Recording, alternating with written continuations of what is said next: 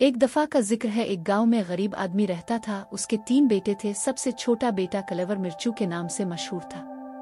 वो दूसरे बेआइयों से ज्यादा होशियार था। बूढ़ा बाप मेहनत करता था और उनका पेट पालता था। आहिस्ता आहिस्ता उनके हालात नासाज हो गए। फिर एक दिन उनके बाप ने अपनी बेगम से मशवरा किया कि अब हालात बहुत खराब हैं, घर खाने को भी कुछ नहीं होता, क्यों ना हम अपने बच्चों को जंगल में छोड़ आए। ये बात सुनकर गरीब आदमी की बेगम रोने लगी। पहले तो वो बच्चों को जंगल में छोड़ने के लिए नहीं मान रही थी, फिर उसके शौहर ने इसको कायल कर लिया। एक दिन जब शौहर और बीवी बच्चों को जंगल छोड़ने की तरकीब कर रहे थे, तब ये सब बातें मिर्चू सुन रहा था। इसने अपने भाइयों को नहीं बताया। अगली सुबह बाप ने बोला, जंगल में मेरी मदद करो। लकड़ियां इकट्ठा करने में बाप की बात सुनकर तीनों बेटे जंगल की तरफ चल पड़े। जंगल के रास्ते पर मिर्चू ने छोटे छोटे पत्थर फेंकना शुरू कर दिए। वो सब जब जंगल पहुंचे तो थोड़ी देर गुजरने के बाद बाप ने बोला कि तुम सब यहाँ रुको, मैं अभी आता हूँ। तो सब रुक गए। शाम हो गई और बाप वापस नहीं आया। शाम को घर के रास्ते में जाते हुए बाप को सोने की सुराही मिल गई। बाप बहुत खुश हुआ, घर लेकर गया तो इसको अपने बेटे याद आ गए, क्योंकि अब वो अमीर बन गया था। अगली सुबह वो जंगल में गया तो बच्चे ना मिले। बच्चे वापसी घर के लिए निकल पड़े थे।